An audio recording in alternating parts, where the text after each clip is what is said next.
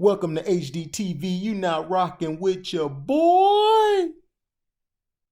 Now, in news today, got an article out of the AP from Smart News. Prosecutor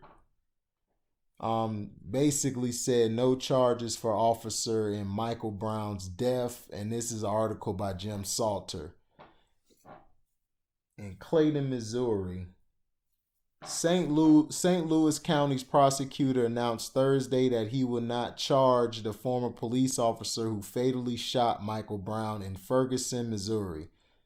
A dramatic decision that could reopen old wounds and a renewed and intense national conversation about racial injustice and the police treatment of people of color. Prosecuting attorney Wesley Bell's decision marked the third time prosecutors investigated and opted not to charge Darren Wilson, the white officer who fatally shot Brown, a black 18-year-old, on August 9, 2014. A St. Louis County grand jury declined to indict Wilson in November 2014, and the U.S. Department of Justice also declined to charge him in March 2015. Civil rights leaders and Brown's parents had hoped that Bell, the county's first black prosecutor who took office in January 2019, would see things differently. "My heart breaks for Brown's parents," a somber Bell said during a news conference. "I know this is not the result they were looking for and that their pain will continue forever." Describing the announcement as one of the most difficult things I've had to do, Bell said that his office conducted a 5-month unannounced review of witness statements, forensic reports, and other evidence. The question for this office was a simple one. Could we prove beyond a reasonable doubt that when Darren Wilson shot Michael Brown, he committed murder or manslaughter under Missouri law?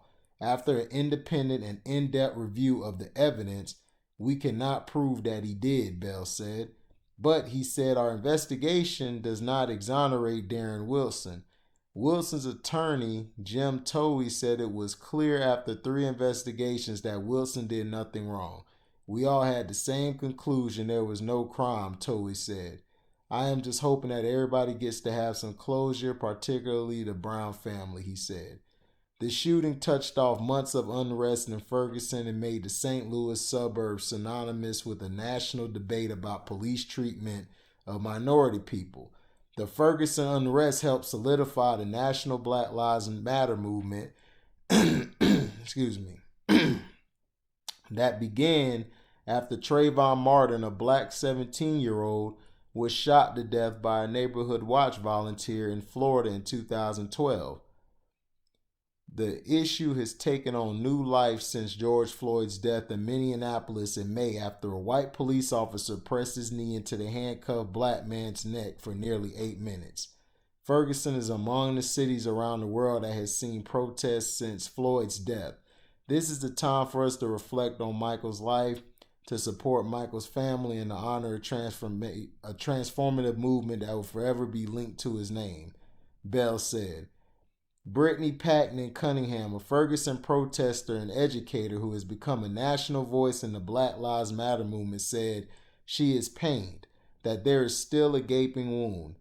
For Brown's family, she says she knows that the system must change. "I'm not disappointed. I'm fed up and ever more committed. Truth be told," Cunningham said. The Reverend Darrell Gray, a leading St. Louis activist, agreed that the system is at fault, not Bell's investigation. "What came out of this is a recognition that the system is set up to protect police officers. We now need to begin to address the legislation the police hide behind," Gray said.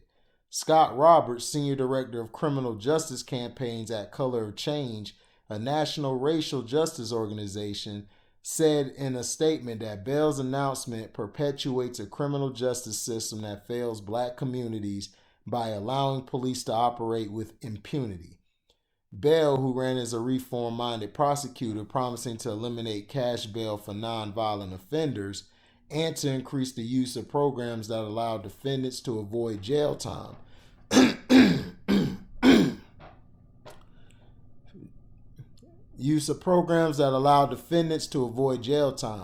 faced no restrictions in re-examining Brown's death. Wilson was never charged and tried, so double jeopardy was not an issue. There is no statute of limitations on filing murder charges. As the news conference drew to a close, an activist who said he is a friend of Brown's father erupted in anger. "It's over, one term." Tory Russell of St. Louis screamed at the prosecuting attorney. Police officers gently led him from the room. Russell later told the Associated Press that he had just spoken with Michael Brown Sr. He is hurting and he's not accepting of this. The shooting happened after Wilson told Brown and a friend to get out of the street as they walked down the middle of Canfield Drive. A scuffle between Wilson and Brown ensued, ending with the fatal shot.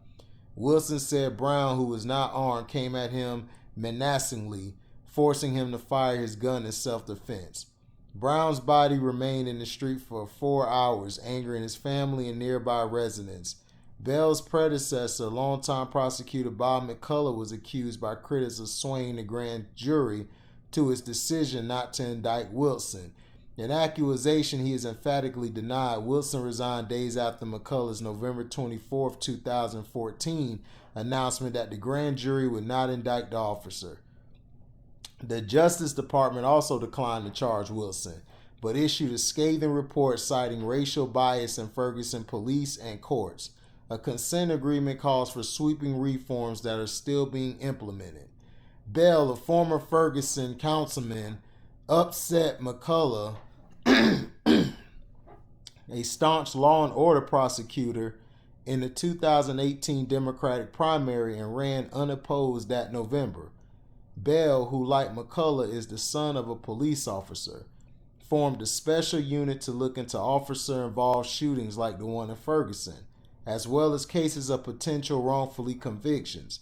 Brown's mother, Leslie McSpadden, asked Republican Governor Mike Parsons to reopen the investigation of Wilson in 2018, but Parsons' office said it had no legal authority to appoint a special prosecutor. Associated Press reporter Aaron Morrison in New York City and Heather Hollingsworth in Mission, Kansas, contributed to this report. The story has been corrected to show that Trayvon Martin was not killed by a white officer. Okay. So basically, they put the black prosecutor Bell in thinking that it would change anything. And no, it's not going to change anything. You got to understand, this is a system that has been going on for decades, years, millennia. And it's not going to stop at all. Mike Brown, see, just listen to the cop. Mike Brown came at you. Even if he came at you, he was unarmed. But if that was a white man or a white woman, you would have allowed them to do that. You would have made sure they got taken out in handcuffs, and you would have took them probably to Burger King or McDonald's, whatever they wanted to eat. Now, excuse me. Now, just because Bell is black, what they did in this situation was the prosecutor, they just flipped out a prosecutor to make him black. So when he also said that there's no charges to be filed, there's nothing the police officer did wrong, then of course they're going to look at it as, oh, it's the black guy's fault. No, it's a system. You could tell that basically they have that program. Look, we're going to let this officer off. All right, they let George Zimmerman off, and they let this guy off. And it shows you the systematic racism that's going on. And it's going to continue to be like that because they don't respect us. But yet they want to date our men. They want to date our women. They want to take our music. They want to rap like us. They want to dress like us. They want to wear their baggy pants like us and everything. But yet they don't want our pain. They don't want our pain. They don't want to live as a black man. Chris Rock said a joke back in the day. It was hilarious. He said a white bum on the street still wouldn't want to be him.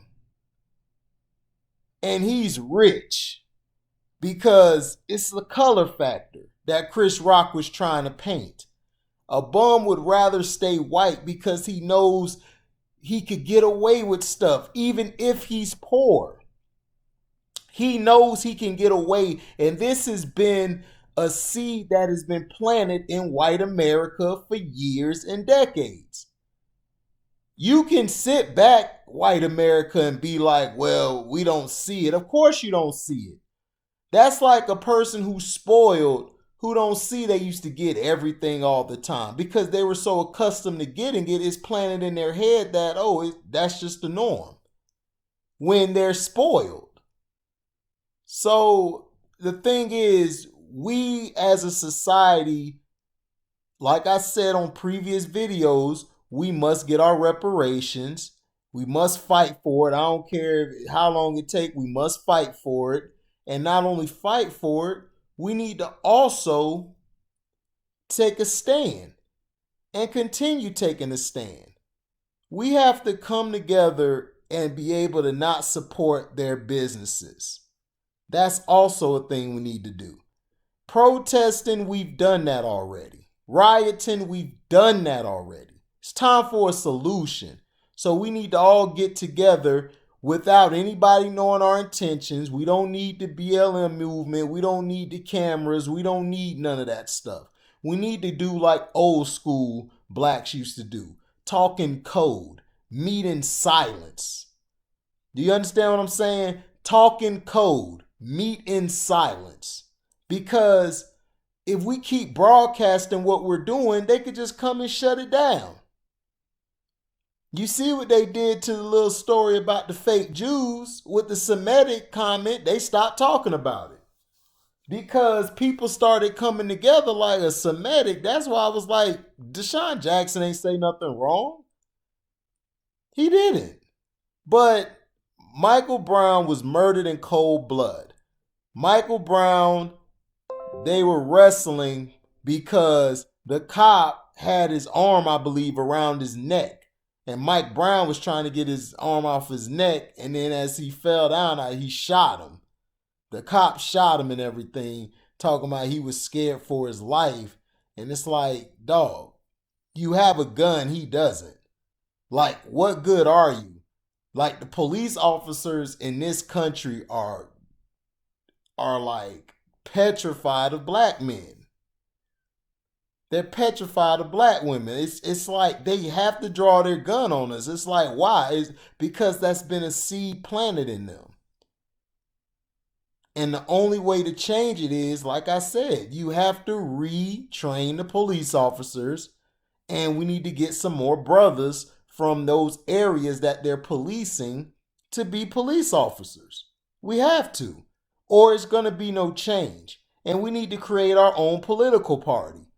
We do. We need to pick our own. We need to have our own political party, and we need to have a candidate in there, and then we need to elect congressmen and congresswomen from our party so then they could be planted in places where we can do things.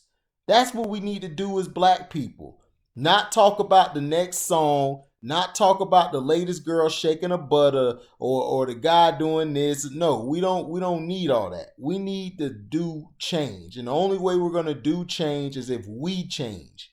We have to change the way they look at us. We have to change the way how they act toward us. We have to. And we have to start by fighting for reparations. Second, putting our own people in police positions where we can have a change and effect.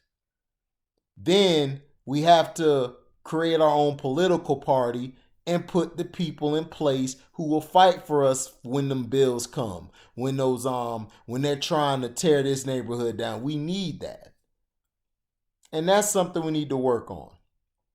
Like I said, if you like the video, like I said, like the video, share, comment, subscribe.